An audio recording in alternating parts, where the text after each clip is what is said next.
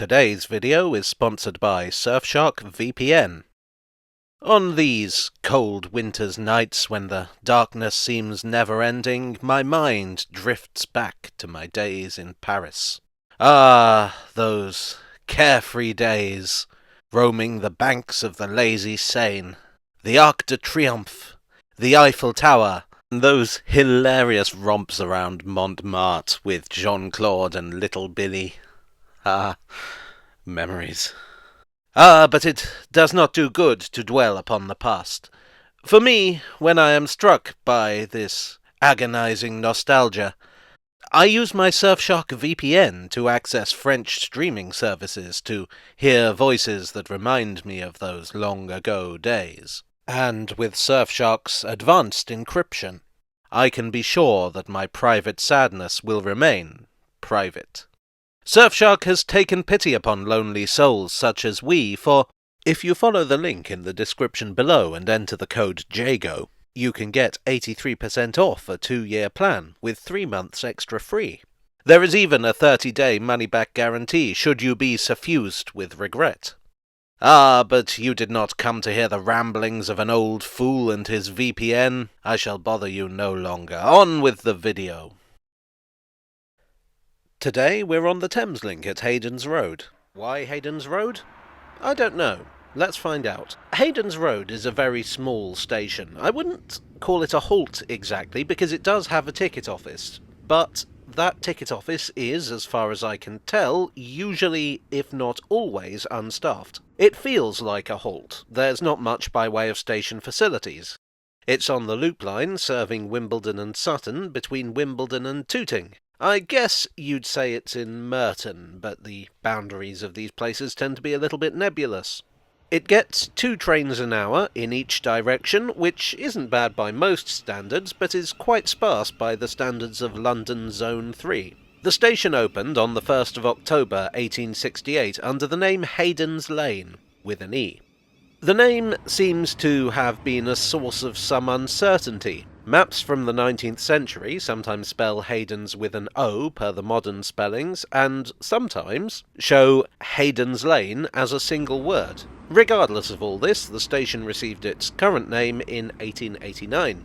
At the time of opening, this was a fairly rural area. Not totally rural, it's near Wimbledon, and even then there were plenty of villages nearby. This is also the Wandle Valley, which was a very industrial area.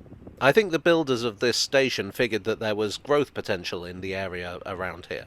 Why do I think that? Well, firstly, it's close to Wimbledon. It's not really a very long walk between the 2 stations. And secondly, it was built with a station master's house. This is long gone, but it looked very similar to the one at Merton Park Station, which survives even though the station is now a tram stop. There was a small canopy on the same side, and a brick-built waiting shelter on the other side, roughly where the current shelter is. There was also a goods siding added soon after opening, which later expanded into a coal depot. In the 19th century, and really until the decline of goods traffic in the middle of the 20th century, all but the smallest stations had some goods handling facilities. At the end of the platform there was a signal box. The reason I compared it to Merton Park a minute ago is because it was built as part of the same railway, the Tooting, Merton and Wimbledon Railway. This was an independent railway when the company was formed in 1864, but literally the following year, the company was taken over by the London and South Western and London, Brighton and South Coast Railways, who were the 2 main railway companies in this part of London. The railways in South London tended to fight like cats and dogs over the commuter routes, but these 2 companies seem to have got on all right for the most part. The Tooting, Merton and Wimbledon Railway started, or ended if you like, at Tooting Junction. From there it passed through Merton Abbey and Merton Park, or Lower Merton as it was known at the beginning, to Wimbledon. Then it came up through Haydons Road and back to Tooting. This didn't quite get the passenger numbers the companies hoped for, but it did pretty well on freight up until the 1960s. I've done another video on this railway which I'll link to in the end card if you'd like to know more. Haydons Road wasn't very heavily used at first. In fact, during the First World War it was closed altogether. Often when stations closed like this they were never reopened, but seemingly Haydons Road was lucky. Perhaps they hoped that new housing that had appeared in the area would generate more traffic in the long run. It was only late in the 1920s that the station really took off, and there were two reasons for that. The first was that in 1929 the line was electrified by the Southern Railway, who had taken over 6 years previously. Electrification was a huge draw for the railways. Electric trains were fast, clean, and above all modern. You might say they were the current thing. Haha. Railways had been losing passengers to the trams and the underground, and electrification was them striking back. This brought changes to Haydons Road. Before electrification, people had had to cross the line via a foot crossing here. After electrification, that wasn't an option, for obvious reasons. So instead, a couple of staircases were built to enable passengers to cross via the road bridge. The Southern also put up new, frankly less attractive shelters. The other reason Haydons Road took off was because housing in the area had increased substantially. And ironically, the reason for this was a totally different railway. In 1926, the City and South London Railway's extension to Morden opened. You'd know it as part of the Northern Line of the Tube. Haydons Road, or rather a nearby siding, was used to store construction materials. The Underground made this formerly rural area a very attractive place for commuters to live. And Haydons Road benefited, with revenue rising from £300 in 1928 to £5,000 in 1933. It wasn't just commuters, though. Wimbledon's Greyhound Stadium and the Plough Lane football ground were both within walking distance, and this gave another boost to passenger numbers. By the 1960s, freight traffic had declined, and in 1966 the sidings at Haydons Road were lifted. The signal box went in 1967. For context, in 1975 the Merton Abbey section of the railway would be lifted. In 1991, though, the station was refurbished under Network South East.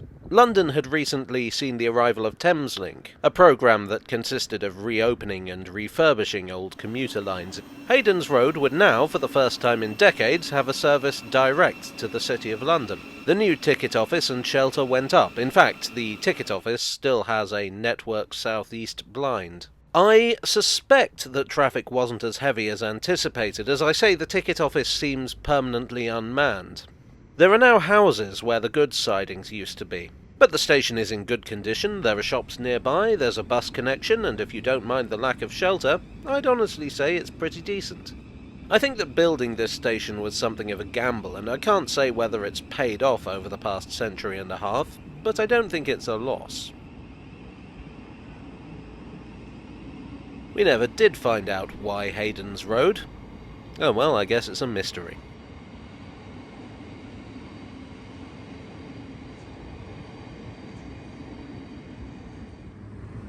Well, I hope you enjoyed today's video. If so, I would like it if you would click the like button, and you may wish to subscribe for more.